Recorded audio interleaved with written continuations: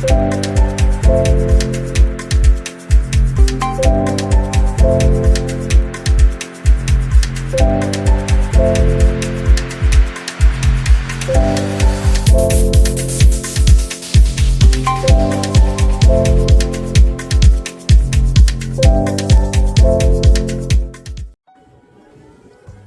video is in support, love, and response to Paula Patton's video where she cooked and prepared fried chicken. Bless her heart. And we just wanted to show her Another way. an alternative to her way, and just sort of a family tradition, our family tradition. She shared her family tradition, and we appreciate it. And with the same degree of love, we are responding and sharing our tradition. Okay, we're gonna start with, this was early this morning, was one whole chicken. I cut the chicken up, cleaned it thoroughly in the sink with warm water, and then I used lemon juice to give it a good scrubbing. And then I put it in here and began to season it. And it's good if you leave that chicken out for half an hour to 30 minutes before frying it. Why is it good to do that? You want it to be at room temperature when you put it in the hot grease. Because Okay. when you put it in the oil, it's going to lower that temperature of that oil, and if you're putting other pieces in there, the meat might seize up. And speaking of seasoning the chicken, one of the things I noticed that she did not do in her video, what seasonings did you use? That's what I was going to cover. Okay. It's a real simple. You can cook fried chicken a million and one ways. Let me put it like that, because I fry chicken maybe 4 or 5 different ways, depending on the audience, who I'm serving, and a number of variables. But of course, I have black pepper. I like the restaurant style black pepper because it's a little coarser, has a close taste to fresh ground pepper. I'm using Lawry's seasoning salt and some onion powder, real simple. I put that on there. Then I put some hot sauce on there. Hot sauce flavors it, increases the flavor profile. Additionally, it moisturizes keeps the moisture in when you fry the chicken. To this bag, I've added approximately 3 cups of all-purpose flour, a 1/4 a cup of cornstarch, and these same seasonings. Now what I'm gonna do is, I've got some oil that's heated up to between 300 and 350 degrees, based on my knowing how it feels when it gets that hot. And I'm going to begin putting pieces into Her seasoned flour. my seasoned flour. I'm not gonna. That's another thing I noticed. She did not. Her flour, Paula's flour, was unseasoned. But see, that just may be the way that they do it. I typically don't knock how somebody does it if it works for them, because that's ultimately what you have to do, is make it work for you. But it doesn't work for me because we are accustomed to having flavorful chicken. And chicken, like any other meal that you prepare, and you need to hear that sound when you put it in there. I had the heat down because I didn't know how long this was going to take us to prepare, and I didn't want it to be overly hot. You have to hear that sizzle. If you don't hear that sizzle, your chicken is going to be greasy because it's going to be sitting in oil. That sizzle means it's ready to rock and roll. Rock and roll. Also, you want to season your flour because it's just, you want to layer the flavor, and it just adds another layer of flavor. Because you always lose a little bit of seasoning through the process, so you just want to make sure that you have, it's properly seasoned. Exactly. And they call it in the culinary field, building your flavor profile. Exactly. You want to build with anything that you cook. I mean, I got some black-eyed peas over here that I'm cooking. I've built like 4 or 5 different layers of flavor profile. And again, people cook it, any meal, they cook it for their audience, and they cook it the way they like to cook it. My family, they love seasoned food. Food is well seasoned, so it's necessary for me to build a flavor profile. And you don't want to put too many pieces. I'm gonna stay with those four. You don't want to put too many pieces in there one time when you start steaming your chicken and not frying it. Now, just from your perspective, why would you not add seasoning during the frying process?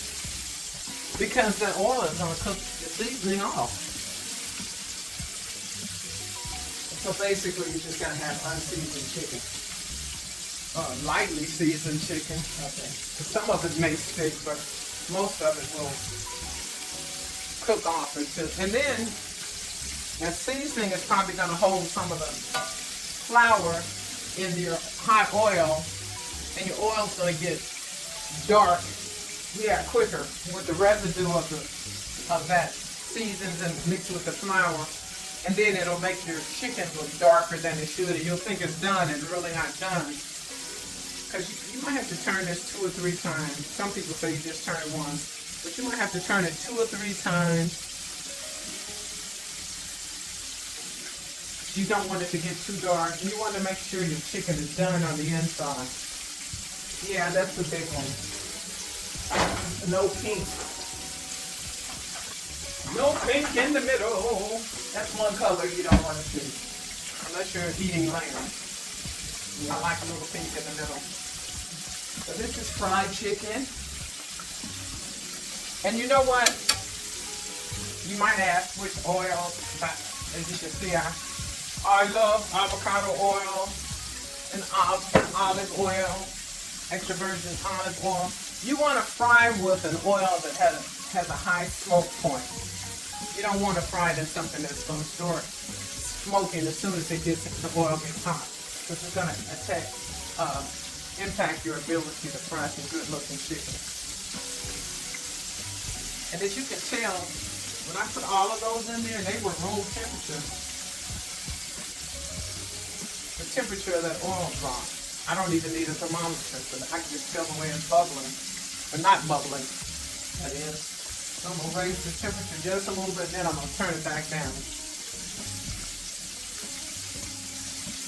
And even though I'm not gonna turn it, I am gonna look and see how, I might wanna turn this. Yeah, and that's a great point, that some parts of the skillet are hotter than others. Absolutely. And That's, I'm sorry.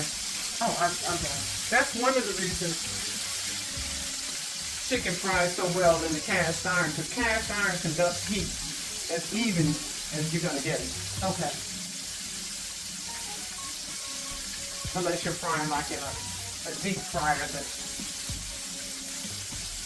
won't be as impacted by the fluctuations of the heat. And another thing that'll make your chicken darker, and I love it though, if you put seasonings on it like the garlic powder in particular, it burns easy. Oh, because I was wondering why, usually I use garlic powder, and that explains why my chicken tends to burn a little bit more. And it'll get darker. If you want some golden fried chicken, you can just use some cornstarch and your seasonings in there, and flour. yeah, and use it. If you want to use any of one of the seasoning powders, I would opt for onion powder over the garlic powder. Garlic powder. The garlic burns a lot quicker than onion does. Now, so essentially you use the hot sauce as a marinade. Yeah, it's a marinade. Okay. You marinate it with hot sauce, and once again, it gives you another layer of flavor. Yes. That hot sauce and Have you ever eaten fried chicken that didn't have flavor? unfortunately mine. So what do you season yours with? I use the garlic powder, and that explains why I put a lot of emphasis on that. And explain why it burned quickly, and it wasn't cooked on the inside because I had to take it out sooner than later. Okay. Sometimes I'm really successful at it, sometimes I'm not. But I want a true and tried recipe, something that works. more consistently. I don't eat a lot of fried food, but when I do crave it or when I have a cheat day, I want it to be good. Yeah, yeah. I want it to be good. Flour, this is my first time hearing cornstarch. Well, people tend to want a crispiness on the exterior of their chicken. You can use things like make a batter with some kind of bubbly soda something, soda water, or you can use cornstarch. There are a number of ways to get that crispiness on there. But clearly what you can't do, you can't walk away from this too often because you're going to have to look at it and see if it's time to turn it over. You can't be in the living room talking to somebody and you come back here and that one side will be burnt and the other side won't be done. As my father used to say, you can't cook in the living room. You have to stay and cook in the kitchen. Or drunk. Yeah, I know. Some people say they can cook drunk, but I've never tried it. Now, what is important? I have never. This is my first time after like reading some of the responses from Paula's chicken, Paula Patton's chicken, that you clean your chicken. You didn't know that? No, I didn't. So what's the importance of cleaning your chicken? I clean my fruit and my vegetables, but It's going to taste better. It's going to taste cleaner. If you clean chicken, you'll see that under some parts of it, there's this clear mucus. You don't want to eat that. yeah. So you pull that clear mucus out, and you wash it off good with some warm water. And then I just take lemon juice, a whole lemon, and I rub it on there and clean it off real good. Oh, okay. And I let some of the lemon juice remain in there as part of the marinade with the hot sauce as well. And once again, it's just, adding that bam to your flavor profile. Yeah, exactly.